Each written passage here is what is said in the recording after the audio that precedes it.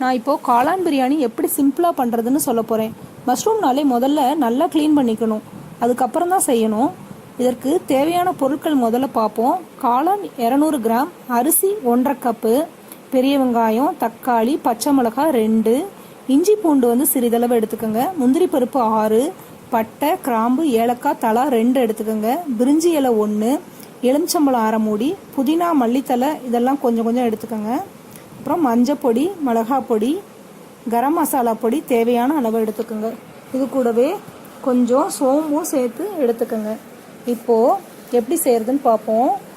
ஒரு ப்ரெஷர் குக்கரில் 2 table spoon எண்ணெய் விட்டு பிரிஞ்சி இலையும் சோம்பும் தாளிக்கணும். அது கூட பச்சை மிளகாய் சேர்த்துக்கணும். அப்புறம் நறுக்கி வச்சிருக்கிற வெங்காயத்தை போடணும். நல்லா வெங்காயத்தை பொன்னிறமாக வதக்கணும். இப்போது வெங்காயம் வதங்கிட்டு இருக்கும்போதே முந்திரி பருப்பு, இஞ்சி பூண்டு, பட்டை, கிராம்பு, ஏலக்காய் எல்லாத்தையும் ஒரு மிக்சி ஜாரில் போட்டு அரைச்சி வச்சுக்கணும். இப்போது வெங்காயம் வதங்கின வெங்காயத்தில் தக்காளி சேர்த்துக்கிறோம். நல்லா வதக்கிட்டு இருக்கோம். இப்போது இந்த அரைச்சி வச்ச பேஸ்ட்டை அதில் சேர்க்குறேன். அப்புறம் மஞ்சத்தூள், மிளகாத்தூள், கரம் மசாலா தூள் எல்லாத்தையும் சேர்த்துக்கிறோம். இப்போது நம்ம நல்லா க்ளீன் பண்ணி வச்சுருக்கிற மஷ்ரூமையும் இதோடு சேர்த்துக்கலாம். மஷ்ரூம் சேர்த்தாச்சு. இப்போ நல்லா கிளறி விடலாம்.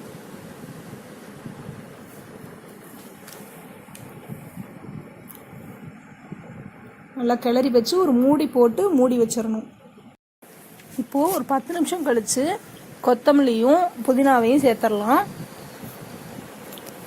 சேர்த்து நல்லா கிளறி விடணும். இப்போ மஷ்ரூம் ஒரு பாதி அளவு வெந்திருக்கும். இப்போ எலுமிச்சை சாறு விடணும். அதையும் விட்டு நல்லா கிளறி விட்டுறணும்.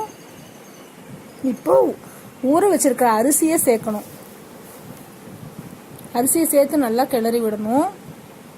இப்போது ஒரு பங்கு அரிசிக்கு 2½ கப்பு தண்ணி சேர்க்கணும். தண்ணி சேர்த்து நல்லா கிளறி விட்டுக்கணும். இப்போது தேவையான அளவு உப்பு போடணும். உப்பு போட்டவனையும் குக்கரை மூடி வச்சிடணும்.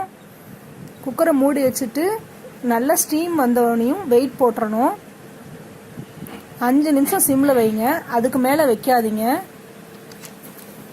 இப்போது 5 நிமிஷம் கழித்து திறந்து பார்த்தோம்னா நம்மளோட காளான் பிரியாணி ரெடி ஆகிருக்கும். இதில் ஒரு 2 ஸ்பூன் நெய் விட்டுக்கோங்க. 2 ஸ்பூன் நெய் விட்டு நல்லா கிளறி விட்டுக்குங்க. அதை தயிர் பச்சடியோடு சேர்த்து பரிமாறலாம். இப்போது நம்மளோட சுவையான காளான் பிரியாணி ரெடி ஆயிருச்சு. இந்த வீடியோ பிடிச்சிருந்தா லைக் பண்ணுங்கள், ஷேர் பண்ணுங்கள், கமெண்ட் பண்ணுங்கள், மறக்காமல் சப்ஸ்கிரைப் பண்ணுங்கள்.